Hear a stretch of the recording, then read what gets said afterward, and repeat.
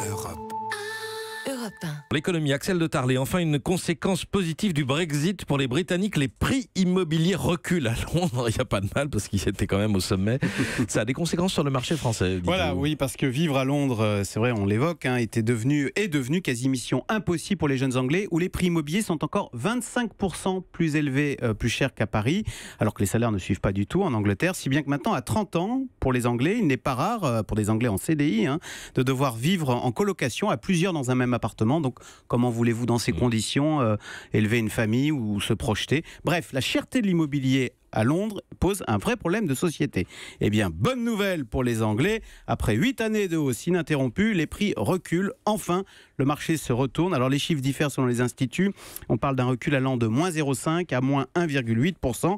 Et la baisse est encore plus forte sur le marché haut de gamme. Hier, l'agence Bloomberg rapportait le fait qu'un riche asiatique venait de vendre son appartement de luxe avec une décote de 22% par rapport à son prix d'achat de 2014. Il y a le même phénomène également sur l'immobilier de bureaux. Londres vient d'ailleurs de perdre son titre de ville la plus chère du monde pour les bureaux.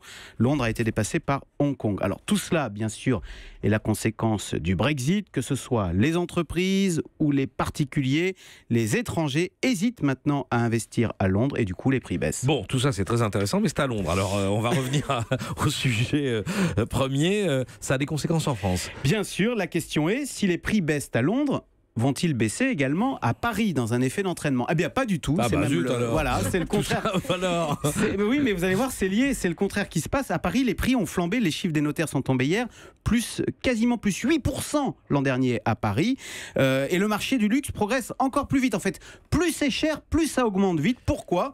Eh bien, parce que le marché immobilier parisien est boosté par les non-résidents. Et parmi eux, eh bien, il y a beaucoup de Français qui vivent à Londres et qui achètent en ce moment en France, à Paris. Et l'impôt sur la fortune immobilière leur fait pas peur? Eh bien, écoutez, visiblement non. En fait, ces Français fortunés achètent en France, à Paris, dans la perspective d'un retour, mais ils agissent également en investisseurs. Et ils se disent que Paris, finalement, est 25% moins cher qu'à Londres et que les prix vont augmenter à Paris. Tout cela pour dire que plus que la fiscalité, on voit bien ce qui est déterminant pour le dynamisme d'une économie, c'est bien la confiance. Et clairement, avec ce double événement, le Brexit en Angleterre et Macron en France, eh bien, la confiance a traversé la Manche. Axel de Tarlé. Hélène? Alors moi je suis ravie pour les Britanniques, mais alors est-ce que ça veut dire qu'à Paris effectivement on va devoir vous allez rester en vivre banlieue. Merci. Non, mais je veux dire, pour les plus jeunes que moi, est-ce qu'ils vont continuer à vivre, est-ce qu'ils vont être obligés de vivre en colocation à 8 dans un appart jusqu'à 35 ans? Mais vous avez tout à fait raison, Hélène. C'est une plaie, la hausse des prix de l'immobilier. L'immobilier progresse 3 fois plus vite que les salaires. Donc on voit bien que forcément, ceux qui n'en ont pas s'appauvrissent. Alors on essaye le contrôle des prix, ça ne marche pas. Il n'y a qu'une façon de résoudre ce genre de problème, c'est de construire davantage. Le problème, c'est qu'on sait qu'il y a des normes, etc. Et il y a des résistances, il faut le dire, de la part de ceux qui sont propriétaires et qui n'ont aucune envie d'accueillir de nouveaux arrivants, de nouvelles constructions en face de chez eux. Europe 1.